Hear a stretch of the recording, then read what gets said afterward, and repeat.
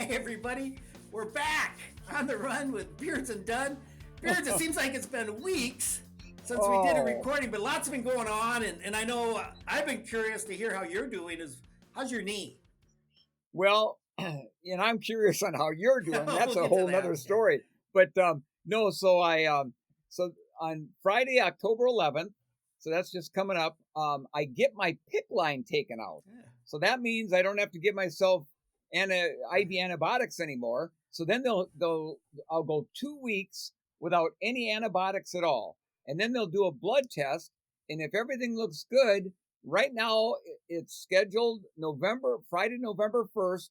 I'm getting my new knee put in down at the big Sanford Hospital in Sioux Falls. The doctor down there, Dr. Johnson, there's not a lot of doctors that can do this particular procedure. And so I'm excited to get it in, because then at least then I can start working on rehabbing my leg. I can be up on it. I can get to, because right now I can't put any weight on it. I've got to be on crutches or a walker. I can't bend. If you'd say, Beard, bend your knee, I can't, because it's filled with cement, and so I'm really looking forward to getting to that point. And I know the rehabbing of it's going to be it's difficult, but I'm looking forward to the challenge and just hopefully moving forward from there. Then, Beards, I'm just amazed that you're. Hopefully, this is the way you're. Yeah, I know this is your spirit and good attitude all the time, but knowing you, this has got to be rough, because you're not a guy to sit around the house. No, done. So basically, I've been sitting in a recliner for almost 6 weeks now, and I had to call all I was booked pretty near every day in September for guiding, so I had to call everybody and explain, and I was able to get them hooked up with a few other local guides that helped me out, and and then the nice weather we've been having this fall, so I'd be sitting in my recliner with my leg propped up, and I look to my right and I can see Lake Bemidji, and I can hear boats going by, and I'm thinking, but I tell you, my wife Jill has been just taking great care of me. She keeps me fired up, and it's gone by pretty quick. But now that I have this date set to get this new knee, now it always seems like it drags out, but it'll be here sooner than later. I was just telling somebody that last night. I'm in South Dakota. We came back for a little fall visit, and we're down at my daughter's in Vermilion, and I'm going to have my 50th high school class reunion next year. I know it. So I told a bunch of the people that we usually work on I'm on the committee. I was the president of our senior class, and so every 5 or 10 years, a bunch of us kind of get together and plan something. Well, this 50th is a big one. So I was down in Lenox, where I graduated from high school last night, and just had a great time. There were 5 or 6 of my classmates. Nice. And I tell you, the class of 75, they seem like they're more like, cousins. Brothers and sisters are close, but cousins are like cool. They're like your family, but they're good friends. And even though none of us are related, all the people that were there, we all got along through high school. It was one of those Midwestern schools where there wasn't any, I don't remember any kind of problems occurring or anything like that. So, but we were talking about how quick time flies. But I said, not when you're hurt. It seems like, when everything's going great, man, the days just fly by. But they kind of let people know I had a heck of a bike wreck. Well, speaking of that, Mikey, let's talk about that, because you really went through something. I know you've been on Facebook, but a lot of our listeners may not be on there. Yeah. Tell us what happened. That was crazy. 2 weeks. It'll be 3 weeks this coming Thursday. My wife and I, Karen, we bike pretty much every day, and I'm always posting stuff on Facebook. I don't know. I'm kind of a daredevil. We're living in the mountains. And I tell you, climbing a mountain, even with a pedal assist bike, it still works. And you're Western North Carolina. But you're just suffering. You're just looking forward to get it. It's like doing mile repeats. You kind of feel good when you're doing them, but you really want them to be over with. Because it's that love-hate relationship. When you get to the top of the mountain, now you've earned the fun of descending, which is like coasting. You don't really have to pedal when you're going down a mountainside. You're evil Knievel. I know, and I tell you, there's part of me, and I don't know what's wrong, but I did such a rush. It's an I bet it is. Junkie, I guess, is what I am, and so I'll let her go, and some of the corners, once you get to know the road, you kind of know how fast you can go around corners and stuff, because if it's a blind corner, I'm not an idiot, I'm going to get killed. But Right. after I've gone on some of these routes dozens and dozens of times, so you kind of know where the limit is. So, like the day before this incident, I did a post. I had like 3 descents, and I go, one of these was 53 miles an hour. Can Oh, you I guess which saw one? that. And everybody goes, yeah, it was the second one because you could just tell I was flying. And I really enjoy it, and yeah, there's part of me that goes, maybe I should back off a little bit. Well, the next day we start a bike ride, and I had my pedal assist bike. I'd taken it to a bike shop, which we're going to talk about in a minute, in Marshall, Yeah. North Carolina. It's a nice little bike shop, coffee shop. It's a husband and wife and the daughter. They run it. They're just great Sweet. people. And so I'd taken my really nice bike there, and I needed to have my brakes adjusted. You want your brakes to work really well in the mountains. So, Right. so I dropped my bike off. So the next day I told Karen, I'm going to ride my regular old bike, my no, my I call it my acoustic bike, like an acoustic Yeah. guitar Beard. It's not electric. No, is that an assist bike too or not? No, it's just my old Okay. pedal bike, and it's Okay. so there's no help. I have to do it all myself, which is fine. Right. And so we just rolled out of our driveway and we go up a little hill, and we have a downhill the first couple miles of our ride then. And I hadn't gone a quarter mile, maybe a half a mile, and it's going downhill. So I'm just letting it roll and pedaling Yeah. a little bit, and I'm ahead of Karen. And there's this dog, and this dog occasionally has been out, and it'll come out and chase us, and Yeah. usually they'll run from their yard towards the road, and you see them coming. I always moved, as long as there's no cars coming, to the other side Right. to give myself more distance. And I'm not worried about getting bitten. I'm worried about the dog getting in my wheel or, hitting it Sure. or something. So I try to create space to give myself time either to slow down, yell at the dog. And sometimes if they're aggressive, I'll pick up my water bottle off my bike. Oh And yeah. it kind of threatens the dog, and they'll back off. I've even squirted them with Absolutely. water, and that distracts them. Well, Beards, half the time the dog's locked up, I guess. We don't see him. Well, this morning, Yeah. I wasn't even thinking of that dog. Like I said, this is about 2.5 weeks ago. And I won't say little sucker because he wasn't little, because I probably would have killed him. But he Now, wasn't how fast were you going, do you think? Oh, I was between 20 and 25 miles an hour. Okay. And So you're moving all I along. saw was a blur out of the corner of my eye. And I mean, at the last second, I almost said I can't repeat that in mixed company. But, it's like, oh, crap, Right. And I T-boned this dog. And I didn't have a chance to hit the brakes or dodge it.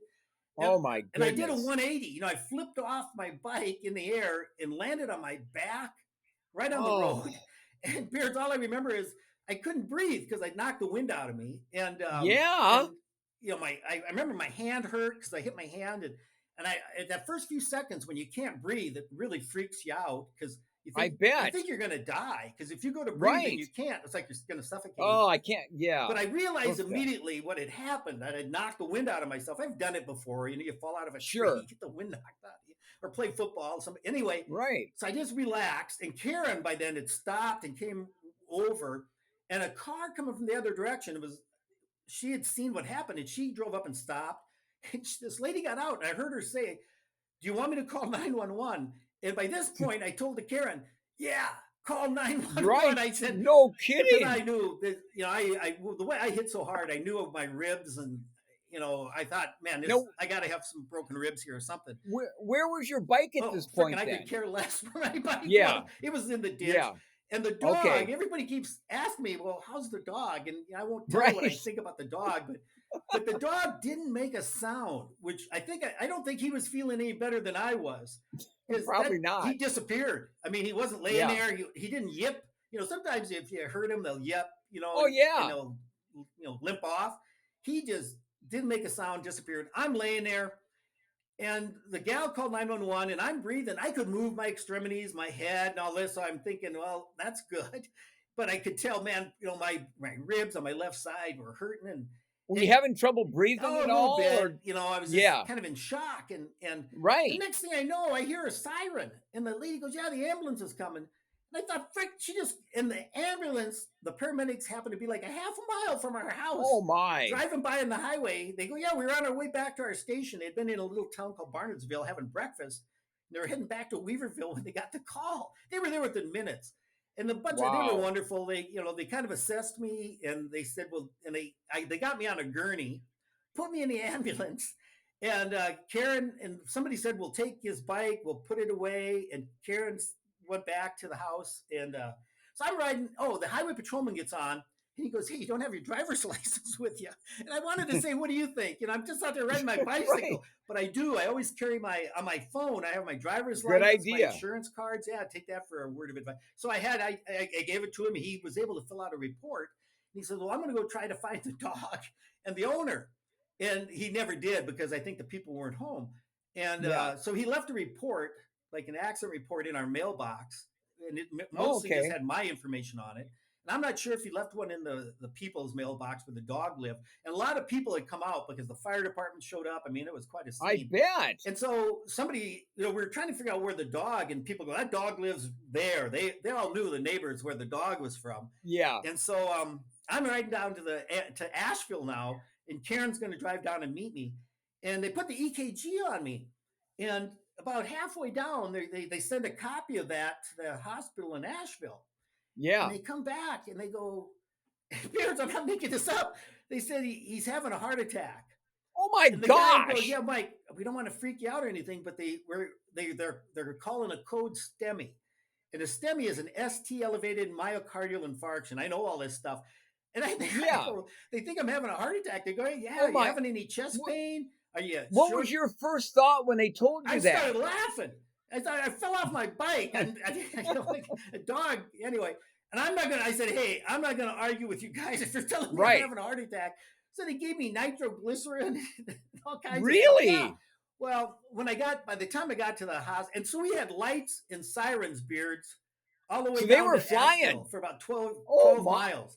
Yeah, they were Wow. going through red lights and stuff, Oh my And I said, gosh. "Well, I guess I'll go to the head of the line." And they go, "Oh yeah, Yeah. you're going right. You'll probably go right to the cath lab, And I'm joking with these guys. I go, "I've always wanted a heart catheterization, because that's when they shoot dye into your heart, and they can take pictures and see if there's any blockages. Because if Yeah. there is, they can immediately put a balloon in there, and it saves you from having heart damage. Because a heart Right. attack is just lack of blood supply to your heart. Cardiac arrest is if it stops. Obviously, you don't want that. And so I'm thinking, well, maybe I'll get a heart catheterization. Oh And my and I gosh. said, because usually they won't give you one of those unless there's a good reason to do it. So I Yeah. finally roll in there, and by that time they had been able to. I was in that hospital about a year ago for some tests. It's a long story, Yeah. and they were able to. And they had the EKG when in the ambulance, and then they had my EKG when I got there, and my heart had gone back to quote normal for me. Okay. And for a while, I think the shock of the impact on the ground had thrown me into this. They called it junctional rhythm. It's kind of like where my Okay. heart wasn't. The electrical system.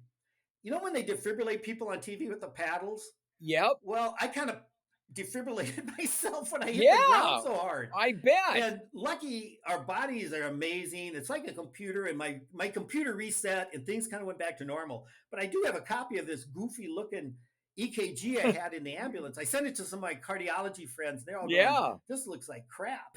They said, "That doesn't look right." Dang. So, I mean, talk about weird thing of events. Well, anyway, I go right into the MRI, the CAT scan, and they come back. And at first, they told me I had two broken ribs, Yeah. 9 and 11. And he goes, "Yeah, 9 is displaced."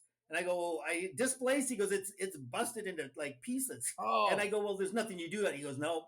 He said, "We just leave it. It'll heal They don't they eventually." don't put a they don't No, put they a don't pin line or the nothing bones in. up. It's like, well, how are those two pieces ever good? I Right. don't know, but they don't for broken ribs. You just have to. Okay. I hate to say it. You just have to grin and bear it. And Woofda. then, so they're going, "Yeah, we're going to admit you." And then they go, "Yeah, we also see your spleen. You lacerated your spleen." And I go, "Well, I know that's not good." And they go, Now, "Well, where exactly, it's Mikey? up by Where's your, exactly is your spleen located? it's kind of up by your gallbladder, and your liver and gallbladder are kind of on your right side. Your spleen's kind of below your stomach. Okay. You Google it on Google. But anyway, Yeah. and the guy actually turned the monitor around and showed me my MRI. And he goes, "You see this little dot, this like a little black spot on and that's your spleen. You see that black spot?" I go, "Yeah." He goes, "That's a laceration. They put contrast in Dang. my IV so it shows up if Yeah. there's a leak somewhere." And he goes, "But here's the good news. We rate him on a scale from 1 to 5, and yours is Yeah. a 1." He goes, "It's the Okay. smallest lacerating, if it was any less, you wouldn't have it." And I go, "Okay." And Right. I go, "So what do you got to do for that?" He goes, "Nothing." He goes, "Well, just keep an eye on it." He goes, and I go, "Well, how do you keep an eye on it?" He goes, "We'll be measuring your blood hemoglobin like every 4 to 6 hours. And if you're losing Okay. blood, if your hemoglobin, mine was really high, they said like 16.8. Oh, Yeah, wow. that's because I'm an athlete. Yay, whatever. But he goes, like, if that drops down to like 14, 12, 10 Yeah. in the next 2 or 3 days, well, that would not be normal. And that means it's leaking into your abdomen. And then we'd have to go in there. And I go, what? And take it out? He goes, no. He goes, we go in there with a scope and they like cauterize it. They'd have to just seal it up. Oh, Like they yeah. put some Flex Seal in there or something like that, Right. and Right. duct tape. Anyway, so Gosh. they go, we have to put you in the hospital for this. Because I think a lot of times, after they said, well, your neck and your spine, that's fine. You got broken ribs, go home. Here's some pain meds, but with Yeah. the spleen, they said, we have to hospitalize you for probably through the weekend. And this was on Thursday. Yeah. I said, whatever you guys say. And they No go, kidding. plus, we'll be able to do more pain control for you. Because, Right. well, the Oh, trauma, ribs are the worst. oh, Beards, the trauma physician assistant, her name was Rachel, and I can't say enough about her. She looked like she was about 25. But she's, a PA is right below the doc. A doctor, And I right. never saw a doctor. All I saw was Rachel, and because she was kind of my caretaker, I guess, whatever. So she goes, Mike, well, here's the deal. We talk about the rule of twos. I go, what's that mean? She goes, the second day is the worst. Oh. She goes, the first day you're still kind of in shock, and we're going to give you a bunch of, they gave me oxycodone, and you get into that. And they gave me gabapentin for nerve pain. They gave me Flexor or something or other for muscle relaxant. Flexeril, yeah, you got it. And they gave me, I was taking all this stuff. They gave me a stool softener, and you know what that's for. When you're on narcotics, it can bind you up, and you're not moving. And then they bring in this goddamn inspiration spirometer. Do you ever have one of those, Beards? You have to suck. Now, is that what you have to? Oh, yes. You have to suck in on this thing. That's brutal. It is, because when you have broken ribs, that's the last thing, but you have to do it so you don't get pneumonia. This is especially with broken maybe ribs. This is educational for somebody out there. But long story short, I spent, Beards, that second day, I was a hurting unit, and I remember I was talking to you, and you were not. I could not get the done I know. Yeah, and then they come back and go, well, we took another look at your MRI. You actually have 5 broken ribs. Oh my goodness! You know what I told them? I don't doubt it. I said, the way I feel, 2 broken ribs can't hurt this much. And they go, no, you got 4, 5, and 6. And they're all on the one side. Yep, and then 9 and 11.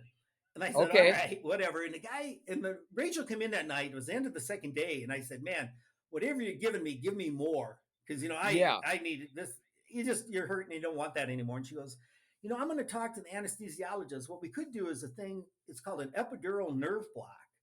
I said, I go, what in the world? She goes, well, we put a little catheter right in between your ribs there. And it puts medicine there continually. It numbs the nerve. And I'm like, what in the heck did you give me that on day one? Because the guy came in that night. He goes, it's too late. I don't have anybody down in the PACU, they call it, post-anesthesia care. That's where they do this kind of procedure. He goes, we'll do it first thing in the morning. I said, okay. I made it through the night. This doc shows up here. His name was Joel.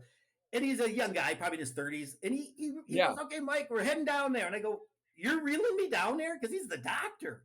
He goes, Mike, if I wait for the transport to do it, it'll take another hour. And so, I got to give this doc wasn't afraid to get his hand. Kidding. He rolls me down all the way down to the elevator. Him and I are talking. That's crazy. Yeah, really nice guy. He took him, I thought, man, this is going to hurt. Not a bit. He put a little local anesthesia on my skin, poked this thing into me, I guess. And he goes, here's the trouble with you, Mike. If it was just 9 and 11, I could put this medicine right on that area. But you've got 4, 5, and 6, and then there's a gap, and then so he goes, I'm going to put it in the middle, and this medicine will spread 2 or 3 ribs below it and 2 or 3 ribs above it. Oh, so I'm going to try to put it where it'll cover everything. I go, you're the doc. So he now, is he using ultrasound to see where it's at? I don't know how he did it. I was I was kind of laying on my side trying not to look. But he stuck it in, and I didn't even feel it. And long story short, Karen removed it. It was that easy. She just pulled it out. You'd think that would hurt. Well, he goes, and they give me this ball. It's full of medicine, and it would gradually be dripping that medicine in there. And I could push a button.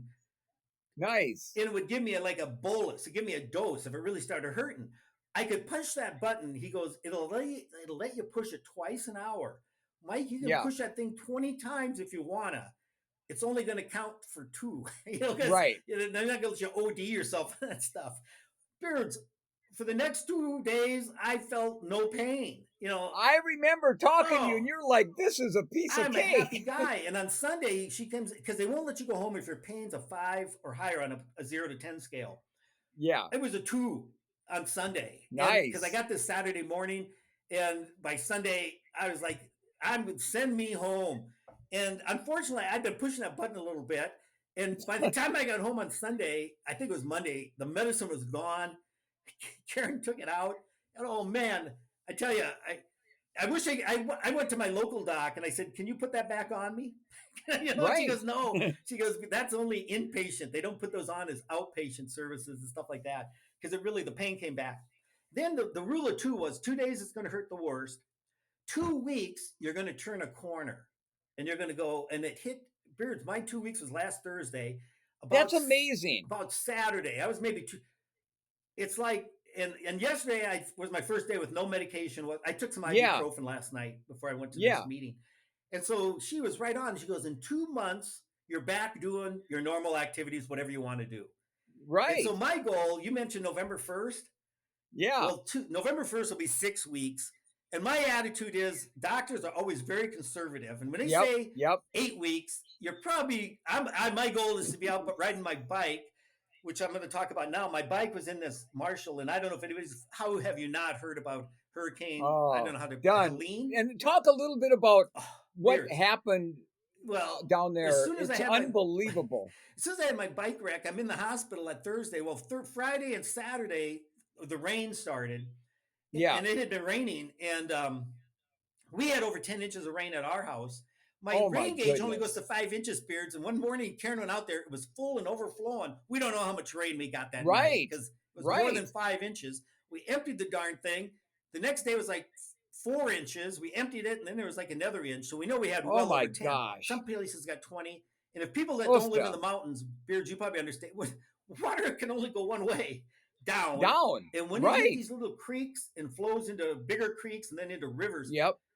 Marshall, Minnesota, where my bike was, had a 27-foot wall You of mean water Marshall, North above. Carolina. Yes, North Carolina. I'm sorry, above above the bank. Oh my It's goodness. and that's just one community. Bat Cave, North Carolina. I could go through Marshall. Chimney Rock is basically gone.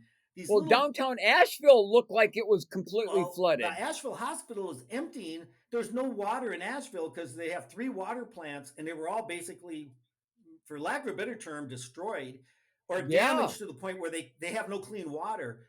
And Oh my so, gosh. I'm glad I'm in South Dakota right now, but we had no electricity, no phone, and no internet for 4 days. When we left Yeah. to fly here, we had no electricity, no internet, no. And the phone finally came on, and so we were able to confirm our flights. We were able to get out of Asheville because people were questioning if the airport would even be open. Right. It is a disaster beyond Oh, most people's I've understanding. seen pictures and videos. It looks like a nuclear bomb went off or It's something. on it's really unfathomable. Even I'm watching every day. People are posting videos. If you go to Facebook, put in Asheville flood or Yeah, North Carolina flood, and you'll see just it's unbelievable. You wouldn't believe it I if you didn't know. see it on video or whatever it is. And so my bike that was in that store is gone. It's my e-bike. It's it. I asked the guy, and I feel so bad for the owners. They lost everything. Everything that was in that Everything. store is gone. Oh Um, my and goodness. so I said, so my bike. He goes, it's probably on its way to Tennessee I was gonna in the say river somewhere. I in mean, the and that's a river. joke, but it's true. Everything that was in that bike shop is on its way to Tennessee in the river. It's just you Oh can't even imagine all that.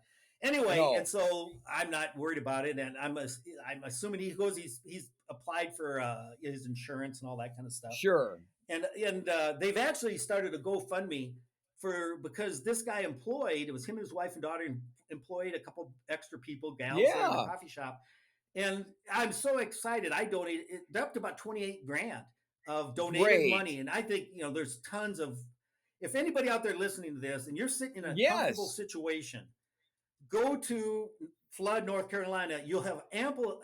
Please make a donation to some organization Right. or some individuals. Go to On Your bike shop, and the first thing on their website it says if you'd like to make a donation because they want to try to help out their employees and You pay the bet. bills. when they hire people with skid loaders to come in and clean all the mud out of that building, they want to be able to pay those people. Right. It's Somebody has not to buy cheap too. gas, and stuff. Yes. And so to meet their immediate needs and also to help finance their employees, because now they're unemployed, how are they going to pay their bills? Right. And people, just don't realize this trickle down effect. And maybe he had some bills that are due at the end of the month for bike stuff. And you know how businesses are, they don't care about excuses. They want Well, yeah, but hopefully with this disaster, they'll cut some slack. Yeah. Yes. And now, Mikey, how is you and Karen's house? Did it No. wash down the hill, or is it okay? We're kind of on this upper part of a big hill, and we had leaves and limbs, blown into our yard and stuff like that. Yeah. Minor cleanup. My son-in-law John's been over there, cleaned it all up, mowed our grass for us the other day.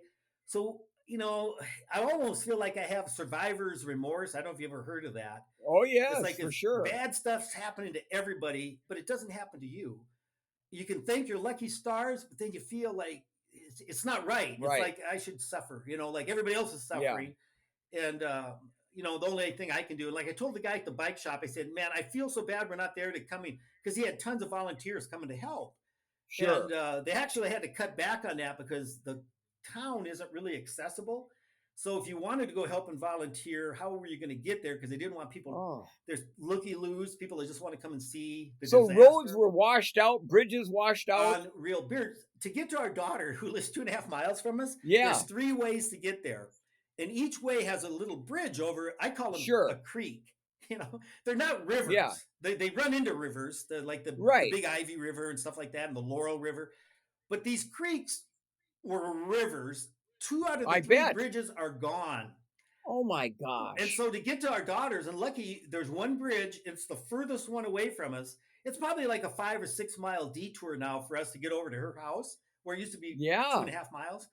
And that's the only way she can get out to try to go like to Asheville or get groceries and stuff. But there are people that are in those situations. All the bridges got wiped out. They're like on an island. They can't get out and people can't get in. So they're trying to use helicopters and stuff to at least bring them food and water, because they don't have that. And it's like food. Do you know, is food in short supply like at the grocery stores? I would think so, because just trying to get product to those grocery stores has got to be unbelievably hard. It's almost hard. Like I said, I'm feeling, and part of me is sitting here right now going, and we're doing a podcast about running and stuff, where some people are just trying to survive and they've lost everything. And let's be honest, Beards, in our neck of the wood of the mountains of Western North Carolina, there are people that probably have no home insurance. They don't carry, if you own your property, you maybe inherited it from your grandpa or your folks. Now you move into the house. And so, a mortgage will force you to have homeowners insurance. A bank will make you do it. Well, if they don't have a mortgage, a lot of people are like, we haven't ever had a flood here. And they claim this is a 200-year flood, 200 plus years since I saw one like that. And so you just wonder, and you see cars just mashed, and you go, I know. Are they ever going to get compensated? As you know, a lot of times they'll give you what the value of your car was when it got wrecked. So if you're driving a 2003, whatever, they're going to give you a couple grand. Now go out and buy another one. There aren't any cars that are running, and so people are just between a rock and a hard place. And now there's another hurricane developing in the Gulf. When I woke up this morning, it was a Category 2. An hour later, it was a Category 4, and they said it could get to a 5, which is the worst ever. And it's supposed to hit mainly Florida, central and southern part of Florida. And it sounds like, because right now, and I kind of hadn't been paying attention to this. And the guys that are meeting last night, I go, well, where's it going to go after it hits Florida? They headed right to Western North Carolina. They were kidding. But it looks like it's going out to sea. It's heading out to sea. They go, because right now, if they got another inch of rain, it would be a disaster up there. And the real bad thing here is the mud. I've never seen mud like it. And they said this mud that's been churned up, it's toxic. It's got tons of, I go, toxic. It's got sewage in it. It's got chemicals in it. It's got, they showed guys fishing propane tanks out of the river. And there were like dozens of them. And they go, we have to get these out of here because people in boats hit these with their propeller. Oh, yeah. I mean, it's not a spark. It would blow up. Right. And Lake Lure is a lake that we actually looked at a house when we were looking at homes up there. You wouldn't even recognize it. Bears, it looks like you'd walk across the lake on the debris, logs. Oh my, it's that Oh, bad. it's. They said it'll take years to clean. Because a lot of I don't know if Oh, it's just stuck. It's stuck in the lake yeah, now. It's got nowhere to yeah. go. It's going to have to just be manually hauled out. Oh Stick my, it in. I can't even imagine. I mean, just the pictures don't do it Yeah. justice to what it must be like being there, living there, and to have to go through all that difficulty. People have it's. Hey, nobody said life is fair, and I guess Well, what it maybe we is should is get off on a like yeah, on a more but positive note. here's the thing: people are stepping up. I'm getting goosebumps Yes, telling you. I There are know. volunteers, people driving from all over the United States, bringing their Oh, trucks, for their sure. loaders, their front end loaders. Helicopters. They are. I tell you, the American spirit. I'm not sure if Yes. other countries have it. I hope they do, but it's being exhibited in Western North Carolina, and we'll have our opportunity to go help other people someday. Oh, And you and betcha. so I No, got to say listen, that. that's sometimes those disasters, they bring out the best, Oh yeah. with our political situation Oh and yeah. sides here and there. But you know what? Something like that, it does. It brings people There are together, no Democrats or unfortunately. Republicans. We're all No. Americans at that point. And it really Yeah, is. It's very inspiring to it see is. these people coming from all over that don't even live around there to help these poor folks Yeah. out. So that's awesome. Well, I think we're supposed to talk about running somewhere in our podcast, Well, but I'm excited because Beards, and I was going to ask you, Twin Cities Marathon was this last weekend. How many yeah, times have you gone down for WCCO or from other sports? You've right. announced that you've done color. Now, was that even Yeah. an option this year? But no, with your knee, I can't imagine that was even an No, option. and I haven't done it for, Have you? oh golly, probably for 20 years, but for the Okay. first probably 10, 12 years, I was WCCO radio. It's a big radio station in Minneapolis. And we were the lead vehicle, and we did the play by play, and Alan Zachariasen won the first two Twin Cities Yep. Marathon from Denmark. And it's a wonderful race. I just want to do a shout out to my good friend and yours too, Larry McNichols. Larry was to every one of our Dick Beardsley running camps, How and old is Larry Larry's now? been well, he's 78, Okay. and he's been a great friend of mine. And I knew Larry before we even running from. He's been a fishing guide client of mine for many many years, and he'd run every single Twin Cities Marathon. So yesterday's was either the 42nd or 43rd running Yeah, of it, 1982 and was the first. yeah, and so to be on, there was only like half dozen people left, and you have to break 6 hours. Well, yesterday, Larry texted me this morning, and he got to 23 miles, and his back was cramping up so bad, and his balance, he could hardly stay upright. That he decided, you know what, enough is Yeah. enough. But I told him, I said, hey, Larry, I know you're a little disappointed, but man, you're 78 years old. Oh, You've never missed one of these, and you inspire me. yeah. And he's all good with it. Oh, yeah. Well, he is such a nice man. I got to meet him at Yeah. the running camps, and we were up there, and he's one of those guys that's just salt of the earth. Oh yeah, I couldn't find a Well, nicer but nicer we were person. excited because we had Ben Olson earlier this year. I think it was our 33rd Yes. episode. He had just came back from the Olympic trials, which didn't go well for him. He ended up not finishing, but he and we've all been there where you lay it out there and Absolutely. it's not your day. And he had to step off, but he had a 2:16 marathon, I think low 2:16 PR from the California International Marathon, which got him to the trials. Last December. Yep. And so when we had him on our, it was just so much fun getting to chat with him. And he's a Minnesota kid, if I'm not mistaken. And Yeah. then he went to South Dakota State, and that's kind of our connection with him. And then his parents, and he had come up fishing with you.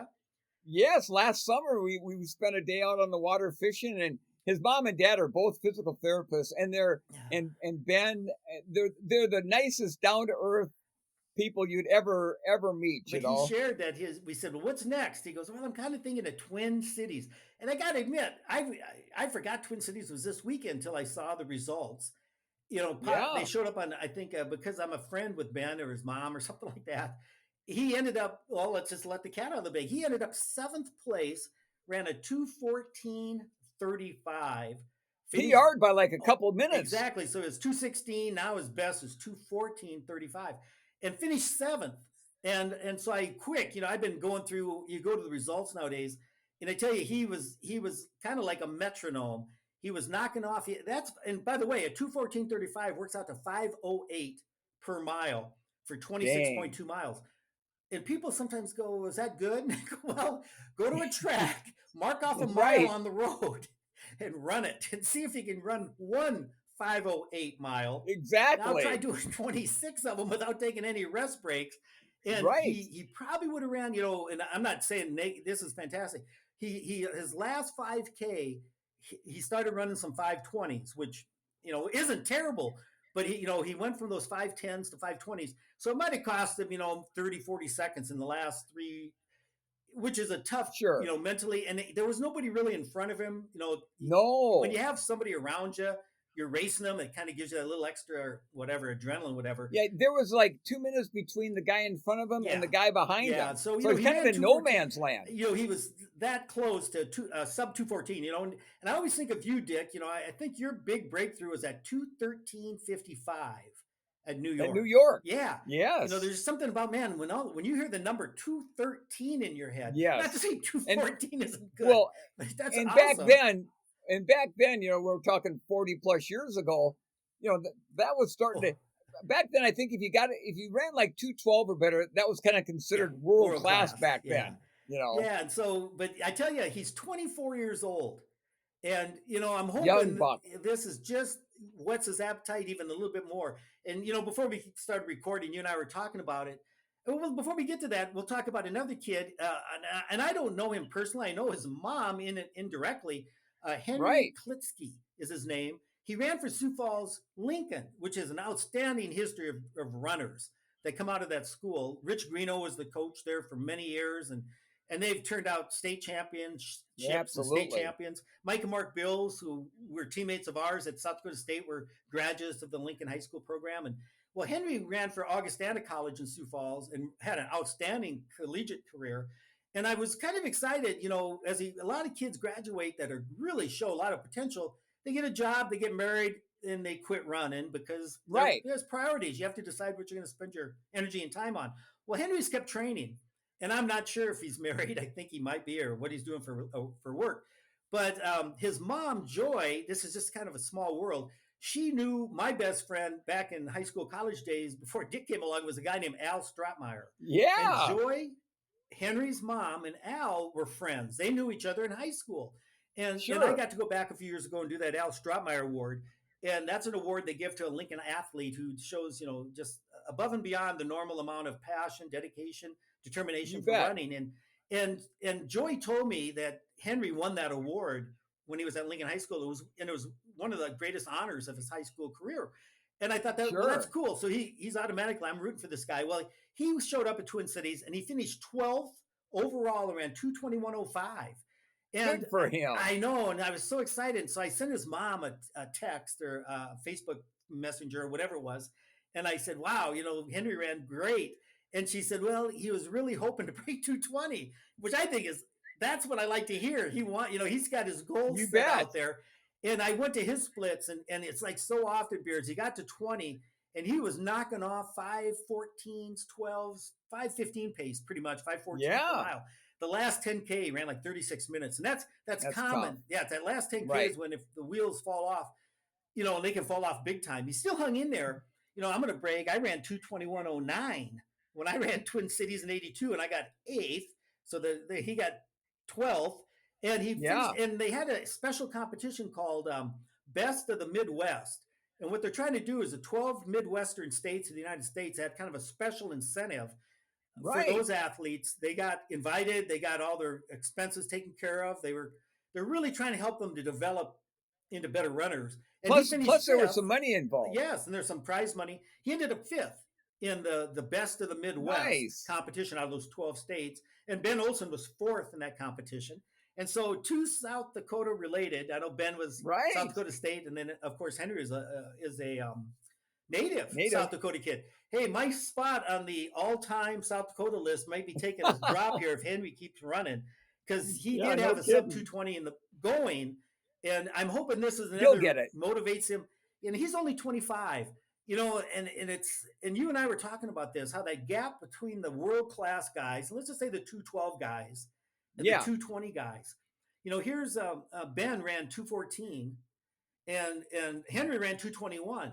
Ben got seventh, Henry got 12th. So that's, right. man, that's quite a gap. It's like 6, 7 minutes there. There was only 5 places. So you see, there's a big lull. It's kind of like Yes, people either would say, hey, if I'm good enough to be doing this, I'm going to say the word professionally, I'll make the time and effort for it. But if I'm not good enough to do it professionally, how do you know that until you really I know. You make the don't. commitment? And Ben That's the and Henry are that's the there. They thing. have to decide after this Yes. race, is this, I've given it my best shot. I'm gonna just run for fitness from the or I'm not done yet. And I'd like to believe that they're that because I know how you and I would, as we get older, I look back at these young guys and I'm helping out at Mars Hill, and I just tell them, you guys, this is such a unique opportunity of your life. It Make is. the most of it. If you go halfway, the day will come. And I know, Beards, you Yeah. said you never wanted to lay, thinking about a what if.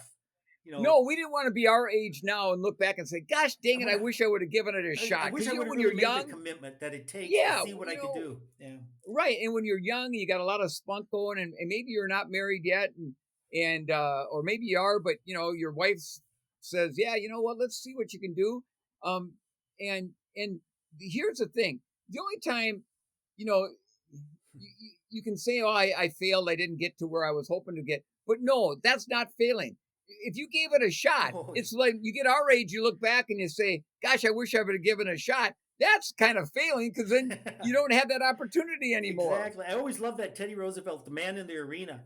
And the man in the arena is the one who's in there with sweat and blood involved.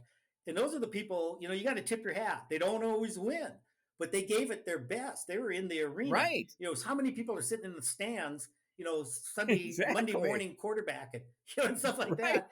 And so, no, I'm hoping those guys are just getting rolling. And then I don't want to forget, Joe Renshaw, who's a graduate of South Dakota State, outstanding Right. runner at SDSU. They had a 10 mile, and this 10 mile, I don't know if there's many better in the Oh, United States. He finished 12th. Beards ran a 47:22. and finish 12th. Finished 12th place, which you go, oh, he only got 12th. Well, that's 4:45 a mile for 10 miles. Now, again, go out, and high school kids, if you can run 9:30 for 2 miles, you're probably going to get a look Yeah. by from some coaches. Well, Joel ran basically 9:32 Right. miles back to back to back to back to back. And the winner of the race was our Olympic trials winner, just his name, just Connor Connor Mantz, Mance. and ran 45:13. Beards, it's I can't even. 4:31 a mile. That's Again, 3 minutes faster than I ever ran a 10 miler. when you think of a 4:31 mile, 10 of them with no rest, just knocking Right. them off. And that's the level of these athletes. We could talk about the shoes are helping them. Yeah, yeah, sure, it's helping them. But man, But they're still, they're training, they're working hard. And so, I'm hoping this is a little more positive ending to our podcast than it was at the well, beginning. hey, done. And speaking of that, I hats off to the third place finisher at Twin Cities Marathon this past Sunday, Dominic Endoro. So Oh, Dominic, yeah. in 2014, Dominic broke the Grandma's Marathon record that I was fortunate to hold for 33 years, ran 209:06 or something like that. And then a few years ago, so he owns the Grandma's Marathon record. He owns the Twin Cities Marathon record of 208:56 or something like Wow. that. But done and he's the nicest guy. But he's been dominating or running well for 10, 15 years now. And he comes to Grandma's every year. He might not win it every year, but he's always in that 210, 211 range, if not And he ran faster. 210, didn't he, at Twin Cities? Yeah, 210:32. And Wow. then I tell you, hats off to the gal, this Molly Bookmeyer won the women's race 228. yesterday. Yeah, and Molly, I got a chance to visit with her at Grandma's Marathon this past June at the press conference. She was one of the featured athletes, and she got third there. But she ran 2:31 or 2:32 at Grandma's. But what's such an inspiring thing? So she went through a non-cancerous brain tumor surgery a few Wow. years ago, and recovered from that. And then her husband got cancer, and they got kids, and yet through it all, their husband and wife are both doing good. The kids are. And yesterday she wins the Twin Cities Marathon outright, runs a PR of 2:28. Man, hats off to her. That is so. I'm glad you know that information, because how inspiring is that? We all make excuses about, I just don't have enough time. I've got so much going on in my life. Well, man, after hearing what you just said, this gal she had a lot going on in her life, but she didn't let it keep her down. No, she sure didn't. That is, Beards, and you do the same thing for me. I'm always amazed to see your good disposition on the other side of the TV you too, screen. Don. Oh yeah, I think that's the thing about you and I always get along. I think we're both eternal optimists. And, and you kind of, I think runners in general, you have to be, because you kill yourself in training with the hope it's going to make you better later. You have to be an optimist. Otherwise, I think a lot of guys say it ain't worth it. This is too much work. It's not going to help me, and all this kind of stuff. And they go the other direction. I think runners. That's why I think runners are fun people to hang around with. And I think it's whether it be running or just life in general. You and I are both like that. We kind of look at the glass not half empty but half full. Actually, instead of half empty, we look at it 3/4 full. And to our detriment. I told Dick, and I'll end with this story. I got home with that epidural nerve block on my ribs, and I hadn't been home for 4 days, and we had a propane tank out in our garage. I wanted to move up to our patio, so I'm out there and I lugged this thing up there, and then I got out the leaf blower because our deck was covered in leaves and needles from the wind from the storm. And my wife goes, "Are you sure you should be doing all this?" I'm fine. Does this remind you of anybody, Dick? Yeah, your epidermal was still and done. Listen, for all the attributes that we have and kind of pushing the envelope a little bit, sometimes you and I both push it a little too much, then we have these little setbacks. It's called biting off more than you can chew or something. Beards, have a great day. I sure enjoyed visiting with you, bud. Yeah, you too. And we want to thank everybody for listening. And if you have any questions for Dunn or myself about the show, you can contact us directly on our website at beardsanddunpod.com, or you can leave us a comment on our Facebook, Instagram, or X. Dunn, it's always good chatting. You know what? We've been friends now. It's closing in on 50 years here in another couple of years. But you know what? Whenever we talk, and we talk quite a bit, we always have something to say. First time. I know it. Hey, buddy, have a good day, pal. Take care of them ribs. All right, bye-bye.